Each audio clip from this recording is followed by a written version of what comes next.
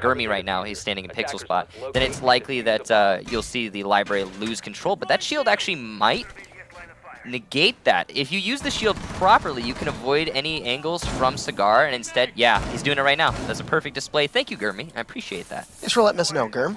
Trades are off, and it's all up to Powerful, but Sam the man is there, and Era, after what looked to be a pretty good start for Reckless, Era is going to take round number 1.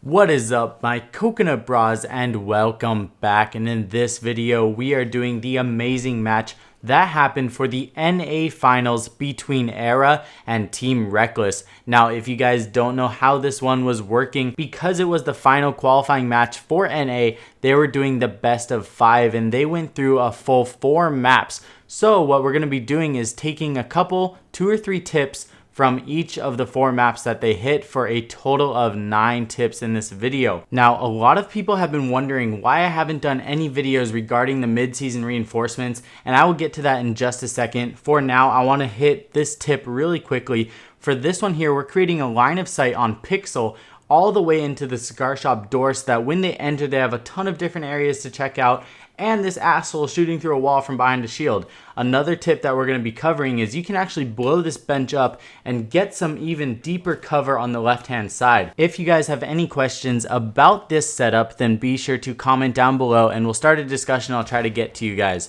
So really quickly about the patch notes, the reason I didn't cover anything so far about it is because I don't believe it's going to have a huge impact.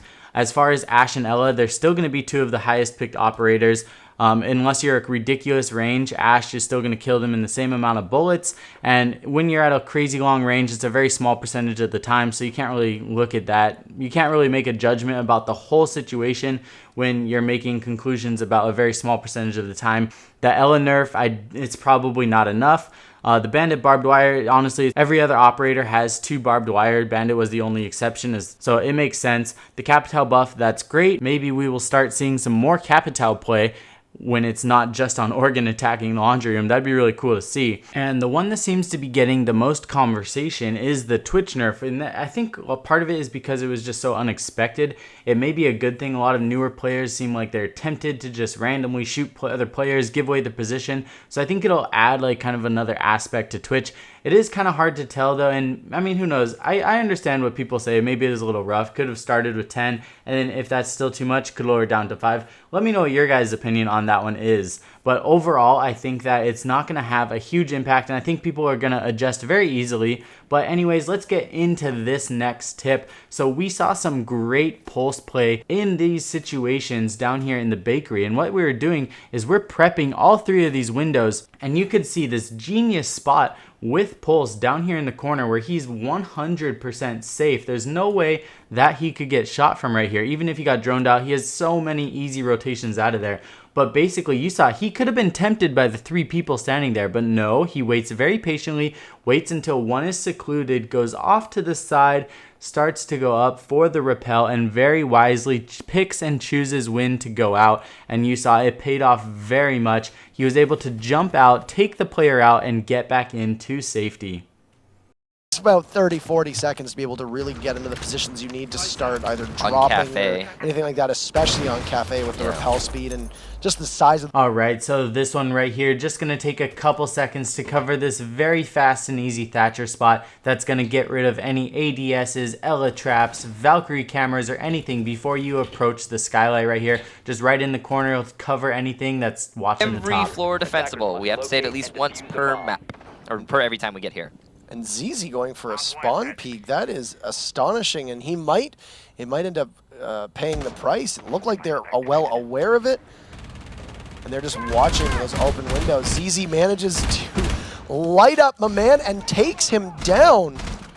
Wow, absolutely incredible. Nice down there. That's at least going to be some HP off of my man, and now ZZ shouldn't stress the kill, I think, too much. K9's trying to bait it out, but I think that's the wrong call in this situation too. But this challenge keeps on going on.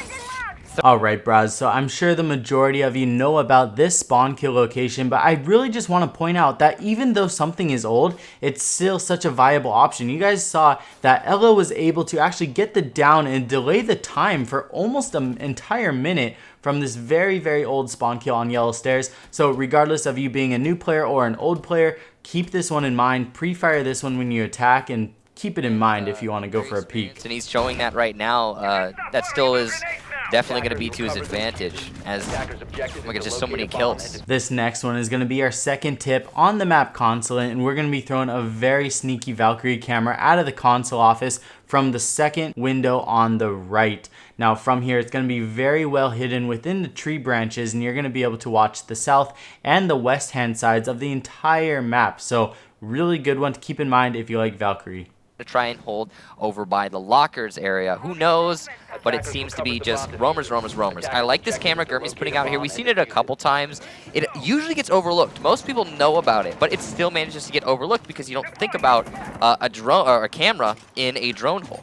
Right. Alright, so this next one is kind of introducing an entirely new way on how you could play Valkyrie. So what we're doing with this Valkyrie camera is we're looking at less common drone holes after the prep phase. And by doing this is you're going to be creating a Valkyrie camera spot that is not highly likely to be just randomly checked. A lot of people don't really check drone holes unless they think they may get shot through them. So by throwing Valkyrie cameras in the not so common drone holes, this kind of opens up a whole new window on how to be sneaky. I'm already working on an outline on a bunch of different ones I think would be very viable. And what's really cool about these ones also, on top of all the other benefits that I just mentioned, is it's going to cover outside and inside. There's not many cameras, if any whatsoever, that can also do that. They went for straight up pushing to master, to closet, to generator, and they didn't manage to get the... Alright, so we saw Reckless playing some really nice angles on the outside of Oregon. You can actually see all the way into the dorms in one of the side bedrooms. So when I first ran over here, this is my first time using this line of sight, it actually took me a couple seconds to figure out where these bullet holes went. I didn't realize that they literally go all the way back to the bed over here. So you can see if anybody's hiding back here or anything, unless I'm laying down, I'm not even going to be able to see them. So they have a possibility to take out my legs without me even seeing them. So one of those rare one-way lines of sight unless somebody is doing a specific position.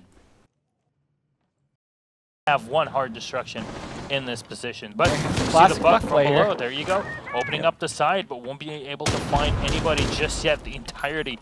Yeah, K9's used to that. I don't think he's going to be caught too off guard by it, but now he's starting to get pinched from both floors. Pressure is on from all the way over to the window as well. They're going to be going for this. There's Foxy defending him from below, and the Claymore perfectly placed from Goddess. So after watching Reckless using these lines of sight with Buck all the way from the main garage up into Trophy while they were attacking really made me want to go and play Buck, because from here you can literally open up all of Trophy and create angles onto so many different anchors that are very common. And it's pretty cool because you don't really often see people going and destroying floors from the bottom as effective as we saw Buck inside of the garage on Trophy. Now I just walked around real quickly, destroyed the floor, and you guys can tell if you're trying to anchor in the Trophy room, this is going to be insanely difficult to hold. You're going to be very vulnerable from pretty much wherever you walk, as well as people are going to be able to throw grenades up at you. For just a bit. That pre-fire, you know, it's still burning time though. I give him credit for at least getting away. It was unfortunate that the pre-fire was too early because he could have had a really easy kill potentially on Buck. But nonetheless, he's still burning their time. They still got to be scared. They don't have upstairs. Alright, so throughout this game, we saw some really badass anchor points by K9. And you may be vulnerable if you're anchoring in Trophy room, but from here, standing on top of the dining room table, you're going to be going through the kitchen, through a wall, all the way to Trophy window. So they may be clearing out Trophy, but if anybody enters in through this window, they're going to get wiped out. So really badass spot. I'm going to show you exactly where these bullet holes land, and it just creates a huge deterrent. Anybody jumping through this window is going to have a couple places to check within Trophy, as well as kitchen and now dining room table. So really cool spot. But anyways, that's going to wrap it up for this video. As always, I'm going to leave the final moments of the match where we saw Era take out Reckless in a really good match and a ton of different tips on a ton of different maps. So great job to both teams. This right here, I'm just throwing this in, really good way to practice some quick peeks. If you want to just go back and forth, be sure to check out the links down below. Gonna leave the man cave item of the day in the comment section, so be sure to check it out. Let me know what you guys think. Of course, I'll see you guys all very soon in the next video. I love you all. Hope you guys all have a great weekend. Peace. His best buddy, maybe Powerful on the dock, going in for the 1v1. Powerful right. will get shot down by Goddess. This Go is K9 with one more, taking him out.